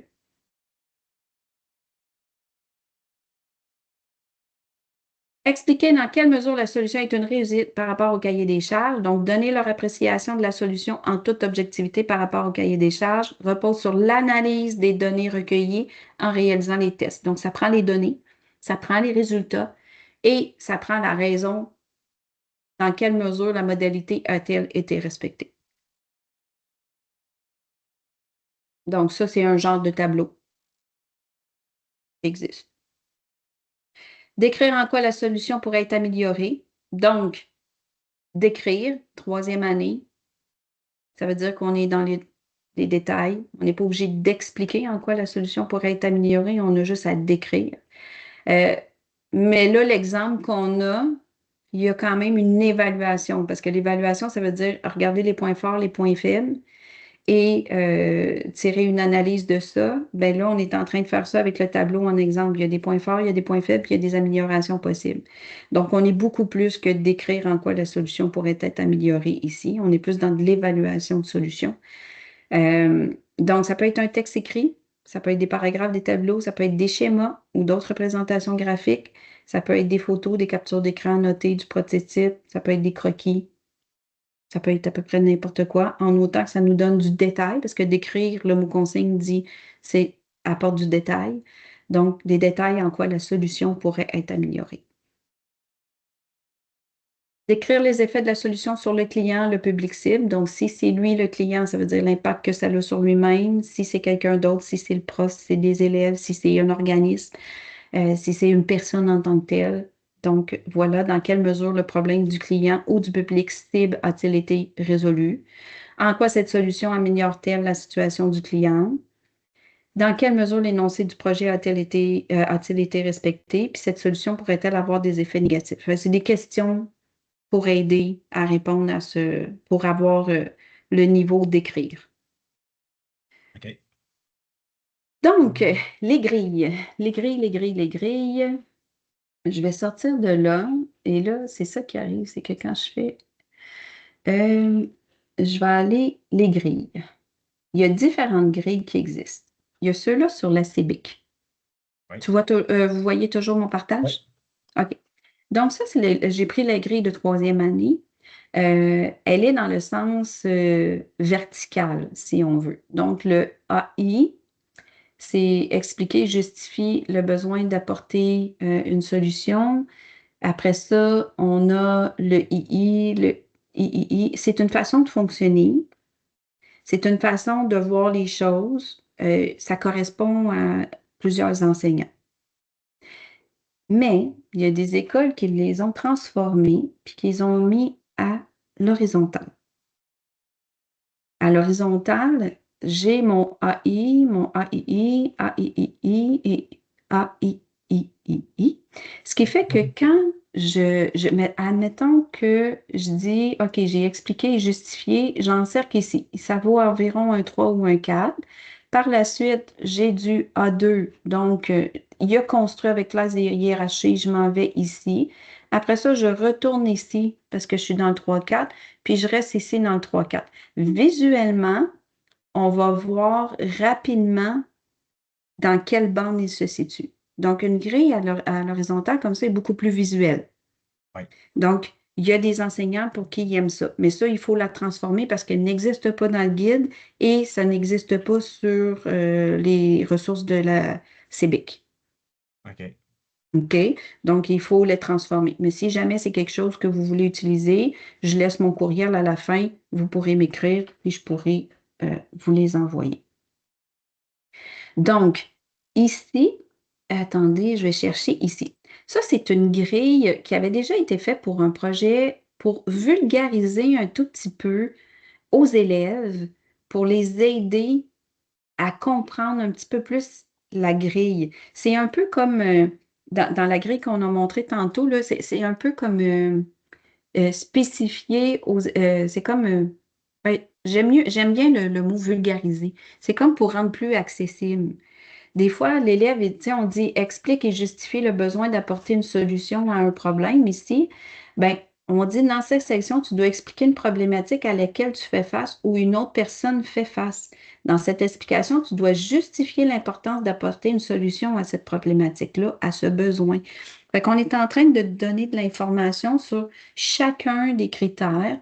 Qu'est-ce que ça veut dire? C'est quoi ce à quoi on s'attend vraiment? Parce que des fois, on dit analyse un groupe de produits similaires, mais pour un élève, c'est plus difficile peut-être à comprendre. Fait que là, on va clarifier. Tu dois faire l'analyse d'un produit existant. Ça peut être un objet que tu trouves sur Internet, un objet dans un livre ou un objet que tu as en main. Cette analyse te permettra de trouver des idées pour ta propre conception. OK? Fait que ça existe aussi. Ça, c'est vraiment une grille qui a été de mettre un petit peu des clarifications pour aider les élèves. Fait que ça, c'est une possibilité aussi que vous pouvez faire. et de montrer ça à vos élèves. Tu sais, ça fait partie, la grille d'évaluation, il faut qu'ils la voient là, pour chacun des projets. Déjà au début du projet, il faut que ça soit connu pour connaître la cible. Tu sais, il ne faut pas leur annoncer juste à la fin c'est quoi.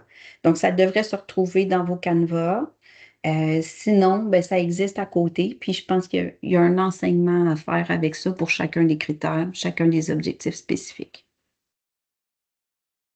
Donc, voilà pour les grilles. Maintenant, les plans d'unité de travail. Les plans d'unité de travail, j'en ai quelques-uns ici. Donc, si je prends design ici,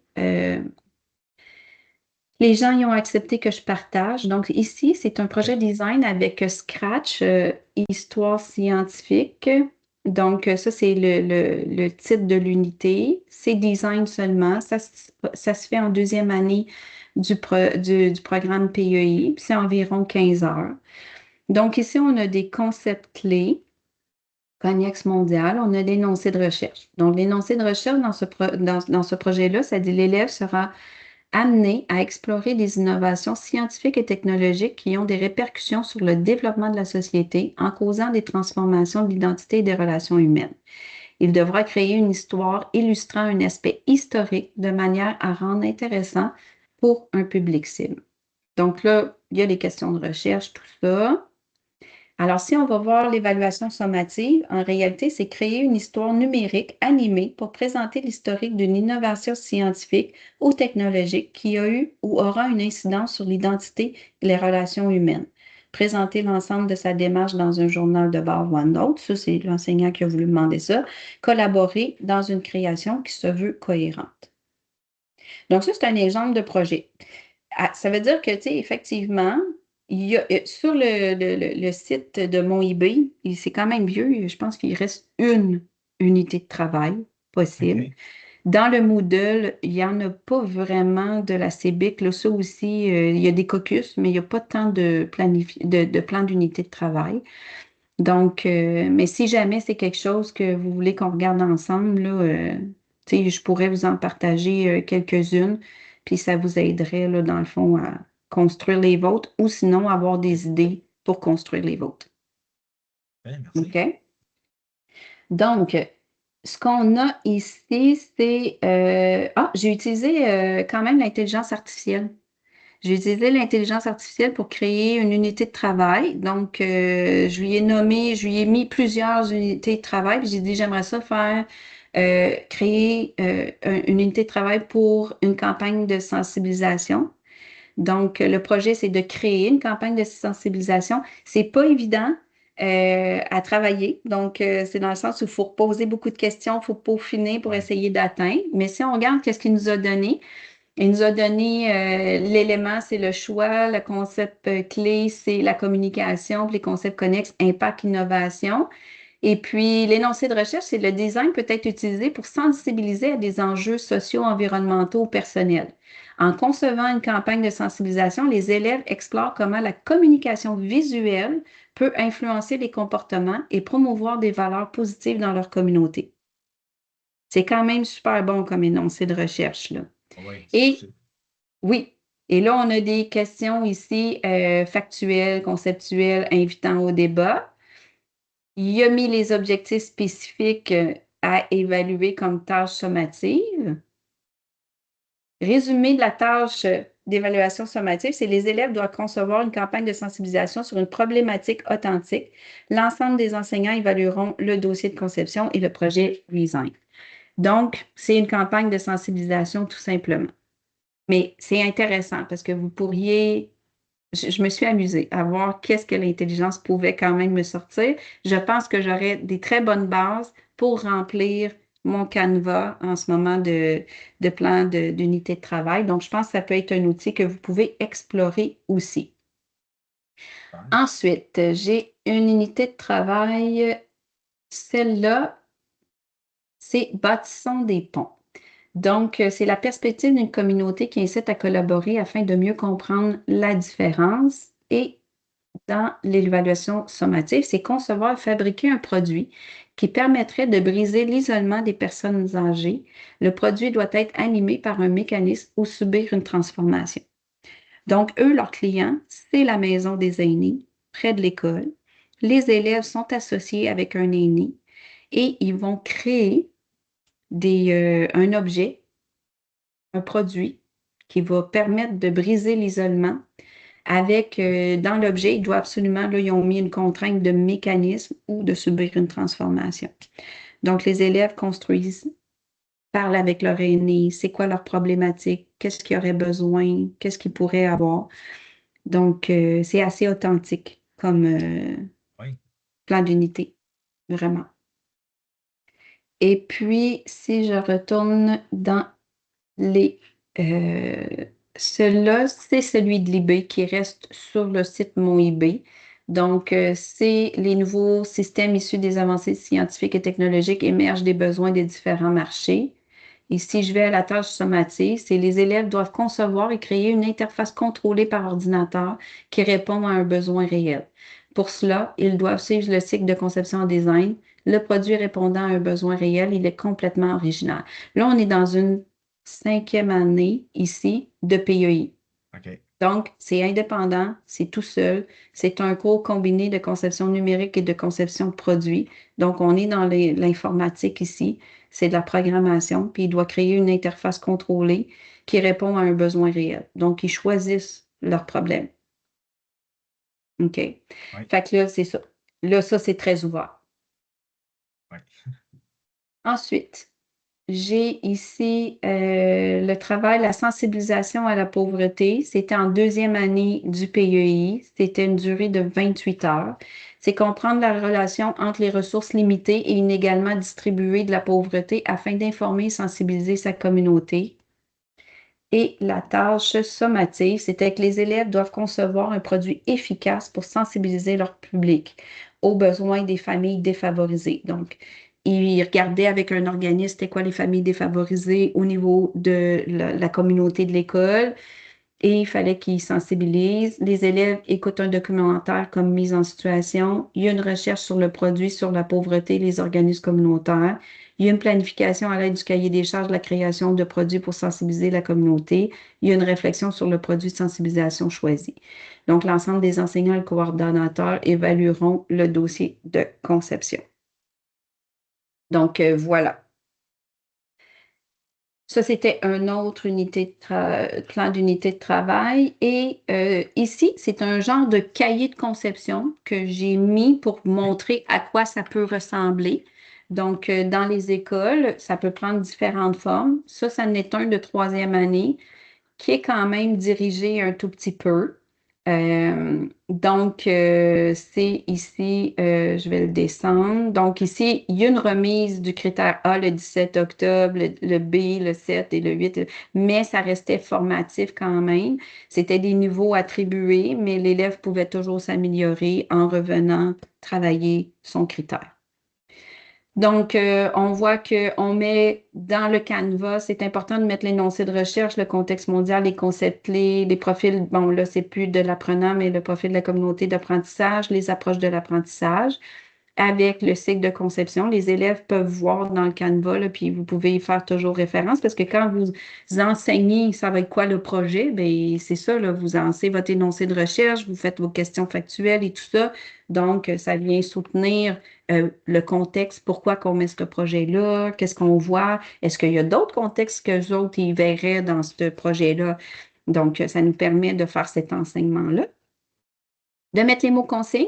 Puis ici, il y a l'exemple simple de la liste d'épicerie. Donc, présenter, c'est écrire la liste d'épicerie. Indiquer, c'est je vais à l'épicerie. Énumère, c'est carottes, céleri, oignons. Résumer, c'est je vais à l'épicerie pour acheter des fruits et des légumes.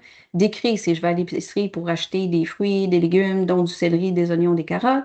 Expliquer, c'est je vais à l'épicerie pour acheter des fruits, des légumes, dont du céleri, des oignons, des carottes pour faire une recette de bœuf bourguignon.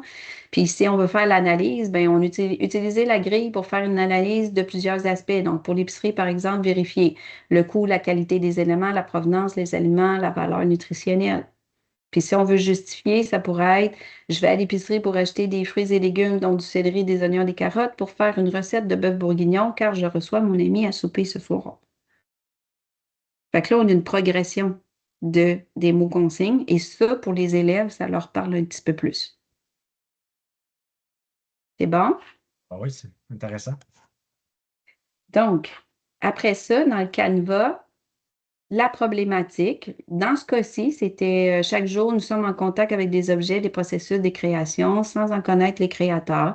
Vous devez trouver un moyen de rendre hommage à un de ces créateurs en les faisant connaître aux élèves des premiers et deuxièmes secondaires sous une forme d'exposition muséale. Donc, ça veut dire que les élèves devront être en mesure d'associer le créateur à sa création. Donc, c'est ça. Il fallait qu'il fasse connaître un créateur. Il pouvait utiliser la conception qu'il voulait. Ça pouvait être maquette, ça pouvait être vidéo, affiche, peu importe. Il fallait qu'il fasse découvrir au premier et deuxième secondaire. Donc, ils ont créé des sondages pour voir qu'est-ce qui était connu, qu'est-ce qui n'était pas connu, pour essayer d'avoir des données. Puis après ça, c'est ça. Fait qu'ils ont fait ce projet-là.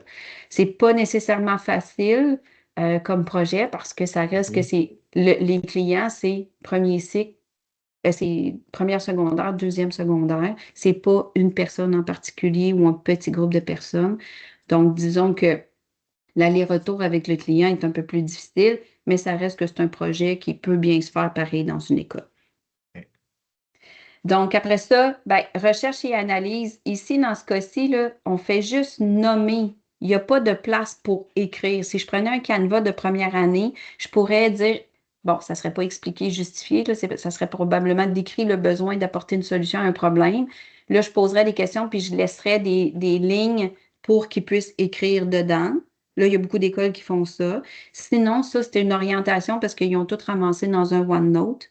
Donc, les élèves écrivaient numériquement chacun des points dans un OneNote pour qu'on puisse faire la correction. Mais ça, c'est un guide, dans le fond, qui oriente avec chacun des points, chacun des critères. Donc, vous devez trouver 4 sources pertinentes. Tantôt, j'avais dit qu'il n'y a pas de quantité. Ça, c'est l'école qui a décidé de dire ces 4 sources pertinentes. Donc, OK. c'est faut juste savoir, c'est pas l'IB qui exige ça. C'est vraiment l'école qui a dit, ben là, nous, on va s'en tenir à 4. Après ça dit hiérarchiser. Vous devez reprendre les 4 questions, répondre à l'aide de vos sources. Ça, c'est un canevas, dans le fond, qui existe, qu'un enseignant ou des enseignants ont fait pour orienter leurs élèves. Donc, la plupart des écoles fonctionnent de cette manière-là. Puis, il y a une école qui était comme un peu tannée de la lourdeur du projet design, de toujours avoir le canevas et écrire. Donc, ce qu'elle a créé, ça s'appelle, c'était de la robotique. Ça s'appelle Raconte-moi ton atelier. OK. Donc, le guide, comment il est construit, projet design, deuxième secondaire, journal de bord, donc deuxième année du PEI. Ici, on a le cycle de conception, encore une fois. Là, dans cette version-là, est juste un petit peu plus vieille que l'autre école, donc dans le sens où il n'y a pas l'énoncé de recherche et tout ça, on pourrait tout ajouter ça là, dans le Canva. Et là, c'est la présentation du projet. Afin de pouvoir passer à travers le cycle de conception, vous devez répondre à une problématique. Vous avez eu la chance récemment d'avoir un nouvel atelier en robotique animé par la conseillère pédagogique pour comprendre certaines notions de capteurs. Il est aussi important cette année que les élèves de la première secondaire aient la chance d'apprendre les capteurs. Toutefois, cette tâche est trop lourde pour la conseillère pédagogique. Elle a donc besoin de votre aide. Elle vous demande, afin de répondre à sa problématique, de créer un atelier pour 4 élèves de la première secondaire. Donc là, il était associé, les deuxièmes secondaires, avec 4 élèves de première secondaire. Ils pouvaient se parler tout le temps. Et là, on pouvait aller voir qu'est-ce que les élèves connaissaient ou connaissaient pas du tout. Et les élèves de deuxième secondaire devaient créer un atelier pédagogique. Cet atelier-là, il pouvait être oral, il pouvait être sous forme de tutoriel, il pouvait être sous forme de petits dépliants. Il y avait la forme qu'il voulait. Donc, il était ouvert comme projet. Là, on donnait une orientation comme Canva, expliquez dans vos mots la problématique. Vous avez suivi l'atelier de conseillère pédagogique. Comment pourriez-vous vous inspirer? Ça, c'était plus pour faire la relation avec le produit existant. Un plan de recherche qui était un petit peu plus déterminé. Des sources qui étaient proposées pour essayer de les aider, puis par la suite, il fallait qu'ils en proposent d'autres. Mais là, c'est juste une orientation qu'il y avait dans le document parce que le but était raconter l'atelier. Fait que si je m'en vais aux critères de la fin, il fallait qu'ils présentent soit un oral ou soit une vidéo. Et ce que ça disait, on donnait une liste à cocher pour ne rien oublier, mais les élèves racontaient. Il n'y avait pas à remplir. Les autres, le document que vous avez vu, c'est plus pour aider à peut-être juste consigner puis se rappeler, mais il aurait pu faire ça sur une feuille brouillon, il aurait pu faire ça dans un cahier spirale, peu importe. C'est juste qu'on leur donnait un peu d'indication. Mais le but, somme toute, la finale, c'est quoi? C'est pas un cahier que j'écris, mais je vais aller raconter mon histoire à l'enseignant. Je vais aller raconter, l'équipe racontait comment ils se sont pris. Fait que c'était très plaisant de les entendre parler. Ah, ben là, on a fait des recherches. Ah oui, c'est vrai, cette recherche-là, on a trouvé ça difficile, on n'a pas pu. Après ça, on a. Donc, ils parlaient sur OK. le projet design. Et ça a été vraiment intéressant comme compte rendu. Donc, on n'est pas toujours obligé. Cinquième année du secondaire, portfolio, ça va être un canevas écrit là, qu'on envoie à l'IB, là. Mais quand on est à l'interne, première année, deuxième, troisième année du secondaire, on peut avoir cette latitude-là, on les assoit, c'est un oral, ou ils m'ont fait une vidéo, puis bon, voilà, ils ont expliqué, pour chacun, ils ont expliqué c'était quoi le problème, puis là, il faut faire attention aux mots consignes, il faut leur dire, si tu m'expliques, il faut que tu me donnes les raisons. Donc, expliquez comment vous y êtes pris pour faire votre recherche, quelles sont les sources pertinentes, qu'est-ce que vous avez retenu de votre recherche, comment l'atelier que vous avez vécu avec la conseillère a pu vous aider ou pas, quelles sont les contraintes que vous avez choisies, expliquez quelles sont vos idées que vous avez eues. Les élèves, là, ils sont capables de tout donner cette information-là parce qu'ils sont beaucoup plus libres que dans un canevas écrit. Fait que c'est vraiment intéressant, cette activité-là, de le faire à l'oral ou en vidéo. Ça fait changement. Ben oui, c'est le fun. Ouais. Donc, voilà, je vais revenir ici. Donc, le cahier de l'élève, c'est ce qu'on vient de voir ensemble. Des idées de projet. Bon, les idées de projet. Dans les idées de projet, on a, je vais prendre la première année du secondaire. Donc, on peut avoir la conception d'un guide. Là, je vais en lire quelques-uns, j'en lirai pas tout. Mais OK. quand je fais l'animation d'atelier de troisième catégorie, là, on passe. Il y a un atelier, entre autres, une session là, dans l'atelier sur les 2 jours qui passe au travers, là, les participants. Là. Donc, ils peuvent regarder. Mais c'est des idées de projet.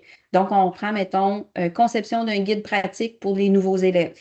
Donc, les élèves conçoivent un guide pour les nouveaux élèves de l'école. Ils doivent répondre à des questions fréquentes et proposer des conseils utiles. Le projet peut être testé et évalué par des élèves récemment intégrés pour des retours directs. Ça peut se faire en français ou en éthique. Ça peut être le développement de jeux éducatifs pour des classes du primaire.